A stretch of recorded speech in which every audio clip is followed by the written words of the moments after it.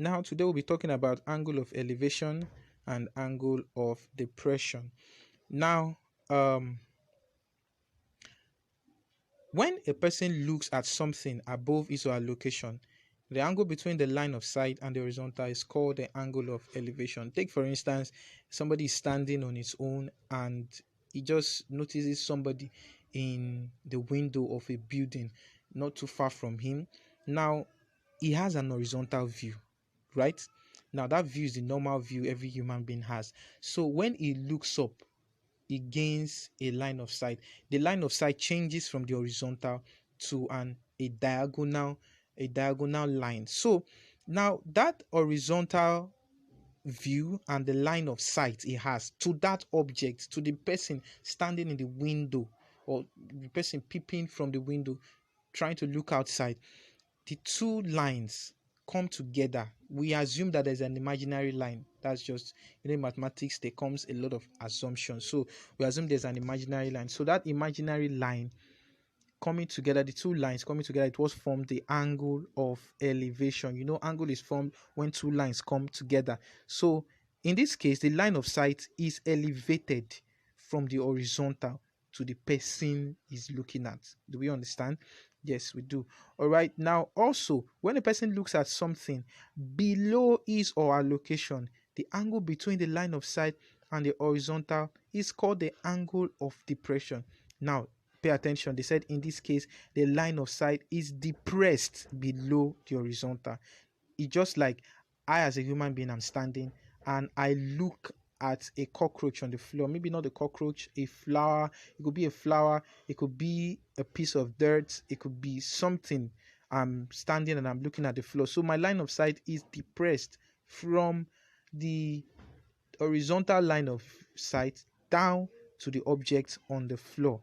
So let's understand this question. They said a guy stands at the window of a house so that his eyes are 12.6 meter above the level of ground. Now, that eyes is trying to tell us his line of sight. Do we understand?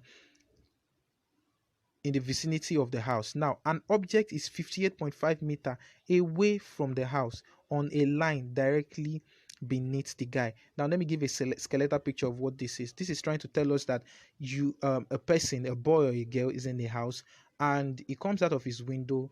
That's the window of his house, his or her house, and he looks out only to see an object.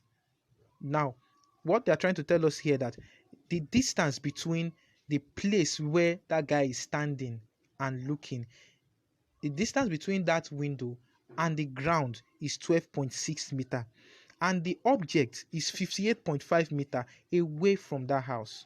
Do we understand? Then I say find the angle of depression. Find the angle of depression. So this is the skeletal diagram. Please, theta represents angle. So look at it. The guy is standing. This is the window.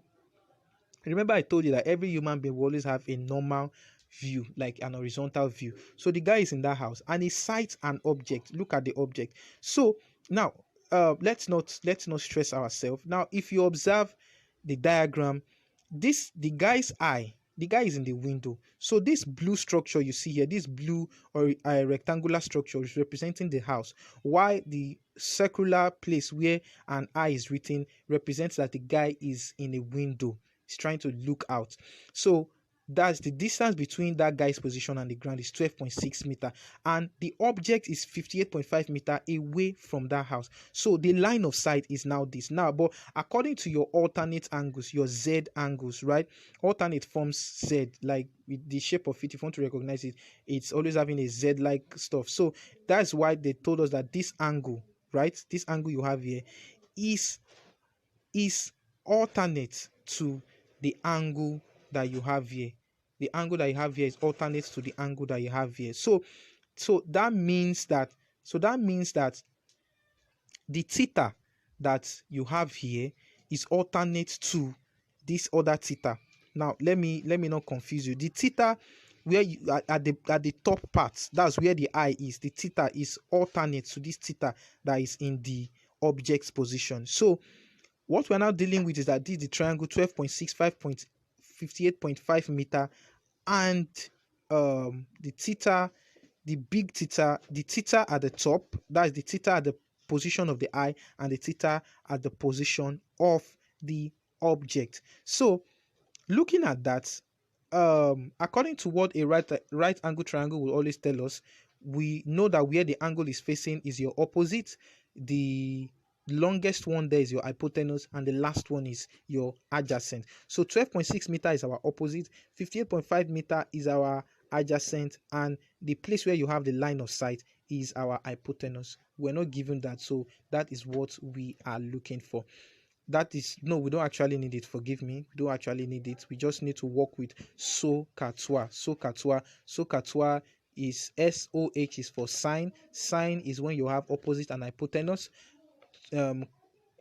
Ka is when you have, Ka is C, the C is cosine, and that's when you have adjacent and hypotenuse. Then Tua is when you have opposite and adjacent. So you have your opposite, which is 12.6 meter, and you have your adjacent, which is 58.5. So that means we are using tan. So that's why you have tan theta is equals to opposite over adjacent, and the opposite is 12.6 meter and the adjacent is 58.5 meter. So theta is equals to, so now this tan moves to the other side. That's why you have tan inverse. Please take note, when tan moves the other way, you have tan inverse. So tan inverse of 12.6 divided by 58.5. So you use your calculator. Please type your calculator. I'll give you a minute. I'll give you a few seconds to do that. Type in your calculator 12.6 divided by 58.5.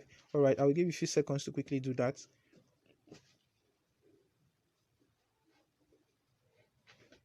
Okay, if you've done that, you will get a value. So find tan inverse. Now, how do you find tan inverse? On your scientific calculator, you press shift and you press the tan.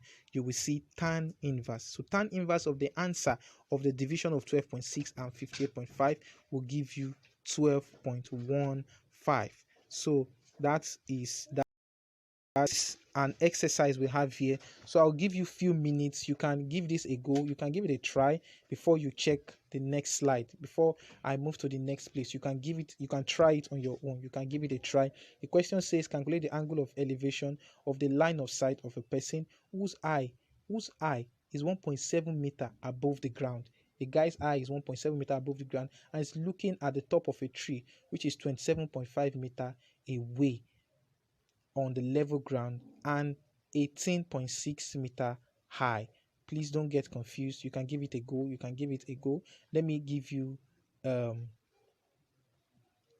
few minutes. I want to see your thoughts. Let me know what you think. The question is that they said the person's eye is 1.7 meter above the ground and the person is looking at the top of a tree, right? That person is standing, and between the person's eye and the ground is 1.7 meter, and that person is looking at the top of a tree, and the distance between that person and that tree is 27.5 meter. They now said 25.5 meter away on the level ground, and that tree is 18.6 meter high. The tree is 18.6 meter high. The tree is 18.6 meter high. So this is the diagram. Don't let it get confused. The person, what they are trying to tell you is that the distance between the person's eye and the ground is 1.7 meter, and the tree is also on the ground, right? So that's why the tree is having 18.6 meter. So now, because they told us, please pay attention, because they told us that the guy is 1.7 meter, we need to take out, because we are dealing with what is happening with the guy's line of sight and horizontal view. Are you with me? So the dotted line gives you the horizontal view. So that's why we need to subtract 18.6 from 1.7 to give us the actual height to work with. The 27.5 you are seeing here is also the same for it, 16.9 meter, and it's also 27.5. So if we work on that, so that means we are still using tan theta because we have our opposite and we have our adjacent. So you do that, you solve it. Please solve it. I beg you, solve it. When you solve it, you will get the answer. So this is angle of depression. They said find the height of a man in the hot air balloon from the ground. So you can give this question a try and check your answer by yourself. You can check the answer. They said the angle of depression is 50. Now, please mind you, if you want to solve this question, it's very, very simple. Don't stress,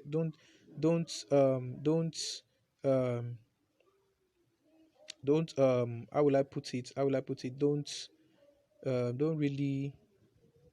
Don't really stress yourself so much. So looking at this question, they said find the height of the man. That means we are looking for this part. Are you with me? They told us that this place is 100, and they said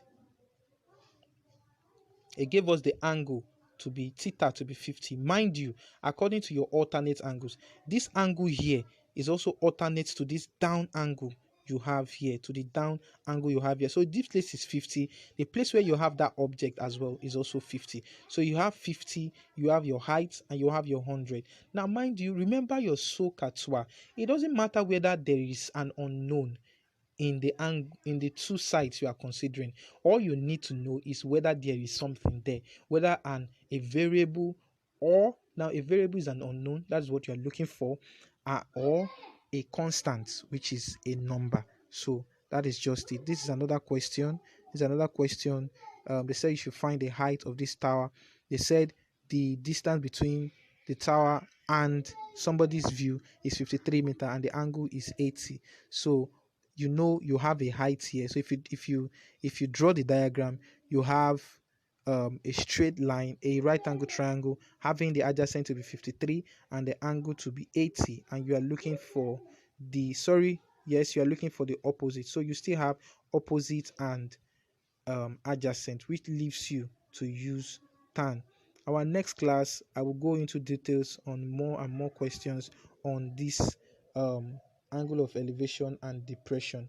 Thank you for your time. This is an exercise here. You can give it a try. When you give it a try, then you wait a little, then check what the answer is. Just try and solve it on your own. Just try and solve it on your own. Try and solve it on your own. Thank you so much. Thank you so much for listening to this. Thank you so much. Thank you so much for listening to this. Angle of elevation and depression is a very, very simple topic if you can understand the question and draw a diagram. For the junior students, it's a question that repeats itself very well. But for senior students, you always have advanced stuffs to deal with. Thank you so much. This blank space you are seeing here is me saying thank you and thank you and thank you.